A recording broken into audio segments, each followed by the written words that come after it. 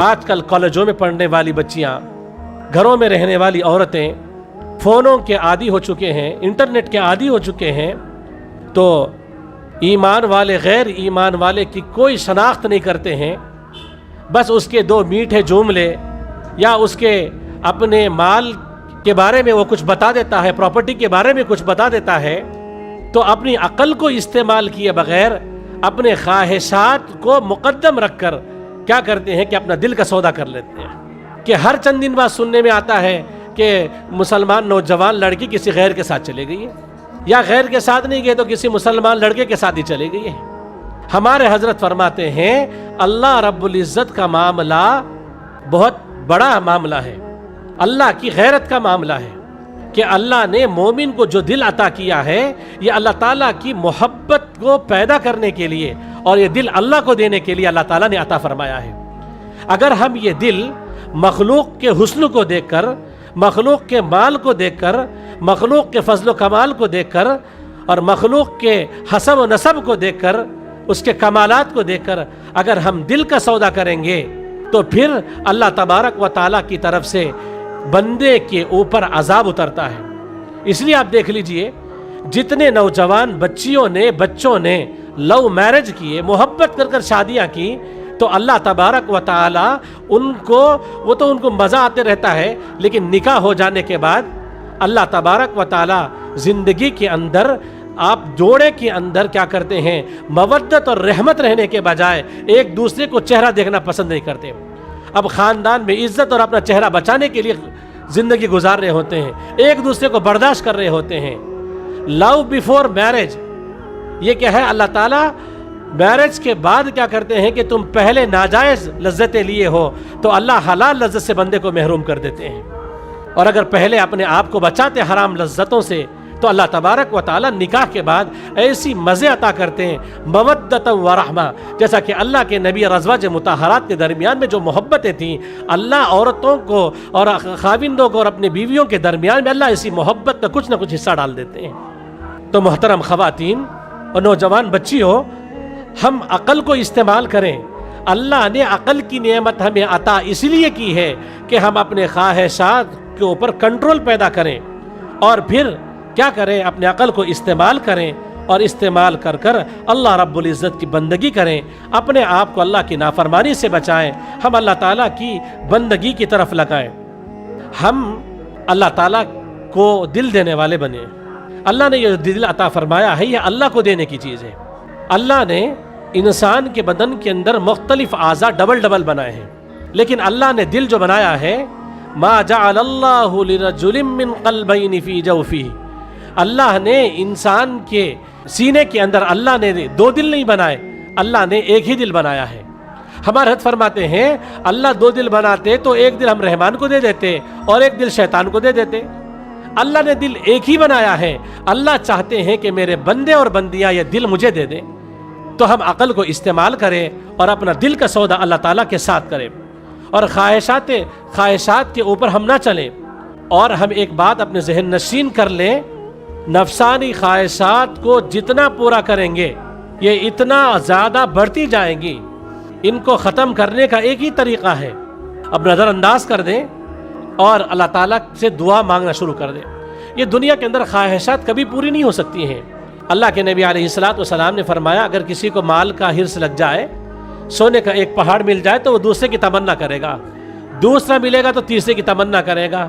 اور یہ بات سچی ہے کہ خواتین بھی جب ان کے پاس اگر شوہر جو ہے ایک اچھا سا جو ہے نیکلس کا ہار لا کر دیتا ہے، کچھ دن پہننے کے بعد تمنا یہ ہوتی ہے کاش کہ اور اس کے ساتھ کان کے بالیاں بھی آ جاتے تو کتنا اچھا ہوتا. پھر چند دن گزرنے کے بعد پھر یہ جذبہ پیدا ہو کہ کنگن آ جاتے تو کتنا اچھا ہوتا. جب کنگن آ جاتے ہیں تو پھر یہ تمنا پیدا ہوتی ہے کاش میرے اندر روز ڈیلی ویئر کے لیے میرے ہاتھوں میں چوڑیاں پہننے کے لیے سونے کی چوڑیاں آ جاتی تو کتنا اچھا ہوتا. پھر اس کے بعد حد یہ ہو جاتی ہے کہ پاؤں کے اندر پیروں میں پہننے والے جو چھلے ہوتے ہیں چاندی کے ہو تو سونے کے پہننے کی تمنا پیدا ہو جاتی ہے. ہمارے حضرت دامت برکاتہ فرماتے ہیں، آپ خواتین ناراض نہ ہونا، حضرت فرماتے ہیں اگر عورت سے یہ کہا جائے کہ آپ کے بدن کے اندر کیلیں ہم ٹھوکنا چاہتے ہیں تو عورت ایک منٹ کے لیے تیار نہیں ہوگی. لیکن اس کے بعد اس سے کہا جائے کہ آپ کے بدن کے اندر کیلے ٹھوکیں گے اس لیے کہ سراغ بنا کر اس کے اندر سونا پنایا جائے گا تو عورت اس کے لیے فوری تیار ہو جائے گی۔ اللہ اکبر کبیرہ۔ تو یہاں کا زیور بھی تھوڑا ہے، یہاں کا سونا بھی تھوڑا ہے، یہاں کے ڈیزائنز بھی تھوڑی ہیں۔ آپ ایک خواہش کریں گے تو دوسری پیدا ہوگی، دوسری کریں گے تیسری ہوگی۔ اللہ جس حال میں رکھے اس حال میں ہم اللہ سے راضی رہیں اور اپنے خاوندوں سے راضی رہیں اور اللہ کا شکر ادا کرتے رہیں اور اللہ تعالیٰ کی بندگی کے اندر ہم کوشش کریں۔ پھر اللہ تبارک و تعالیٰ سے دعا مانگیں۔ ایک تو اپنے خواہشات پر کنٹرول پیدا کرنا ہے، اور ساتھ میں دوسری چیز یہ کہ ہم اللہ تعالیٰ سے دعائیں مانگیں۔ اللہ تبارک و تعالیٰ ایمان والوں سے بے پناہ محبت فرماتے ہیں، ٹوٹ کر محبت کرتے ہیں۔ ہمیں بھی چاہیے کہ ہم اللہ تعالیٰ سے ٹوٹ کر محبت کرنے والی بن جائیں۔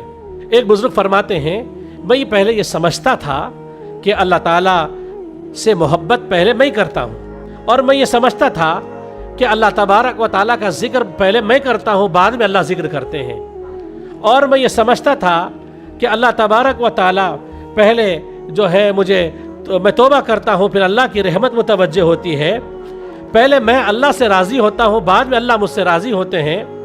تو وہ بزرگ فرماتے ہیں، جب میں نے قرآن مجید کے اندر جب ان آیتوں کو پہنچا اور جب ان آیتوں کو پڑھا اور سمجھا تو مجھے اس وقت میں احساس ہوا اپنی غلطی کا کہ پہلے میں اللہ سے محبت نہیں کرتا، پہلے اللہ تبارک و تعالیٰ کو میں راضی نہیں کرتا، پہلے میں توبہ نہیں کرتا، پہلے میں جو ہے اللہ کو یاد نہیں کرتا، بلکہ اللہ تبارک و تعالیٰ پہلے مجھ سے محبت کرتے ہیں، بعد میں اللہ سے محبت کرتا ہوں۔ پہلے اللہ یا ذکر کرتے ہیں اور میں بعد میں اللہ کا ذکر کرتا ہوں۔ پہلے اللہ کی رحمت میری طرف متوجہ ہوتی ہے، پھر میں اللہ تعالیٰ کی طرف رجوع کر توبہ کرتا ہوں۔ پہلے میرا اللہ مجھ سے راضی ہوتا ہے، بعد میں پھر اللہ سے راضی ہوتا ہوں۔ پھر وہ بزرگ فرماتے ہیں، یحبہم و یحبونہ، اللہ ان سے محبت کرتا ہے، پھر وہ اللہ سے محبت کرتے ہیں۔ تو محبت کے معاملے میں کس نے پہل کی؟ اللہ تبارک و تعالیٰ نے پہلے پہل کی۔ پھر اس کے بعد جو ہے قرآن مجید کی آیت میں ہے، رضی اللہ عنہم ورضوا عنہ، اللہ ان سے راضی ہو گیا، وہ اللہ سے راضی ہو گئے۔ آپ بتائیے کہ پہلے کون راضی ہوتا ہے؟ پہلے اللہ راضی ہوتا ہے، بعد میں بندے راضی ہوتے ہیں۔ وَلَذِكْرُ اللَّهِ اکبر، اللہ کا ذکر بہت بڑا ہے۔ پہلے اللہ بندے کو یاد کرتے ہیں، پھر بعد میں جا کر بندہ اللہ کو یاد کرتا ہے۔ پھر ثُمَّ تَابَ عَلَيْهِمْ لِيَتُوبُوا، پھر جو ہے اللہ تبارک و تعالیٰ کی طرف تو جو ہے بندے کی طرف رحم فرماتے ہیں تاکہ وہ اللہ سے رجوع کر لیں۔ تو پہلے اللہ کی رحمت متوجہ ہوتی ہے، پھر اللہ تبارک و تعالیٰ کی طرف بندہ رجوع کرتا ہے توبہ کے ذریعے سے۔ اللہ تبارک و تعالیٰ چاہتے ہیں، محبت کرتے ہیں، رحمتوں کا نزول کرتے ہیں۔ آپ بتائیے کہ ہم نے جو اتنی نعمتوں کے بارے میں ابھی آپ کے سامنے ذکر کیا، یہ نعمتیں کیا ہم نے اللہ سے مانگ کر لی ہیں؟ اللہ نے پہلے بھی نعمتیں عطا فرما دی ہے۔ تو اس سے پتہ چلتا ہے کہ اللہ تبارک و تعالی ہم سے ٹوٹ کر محبت کرتے ہیں۔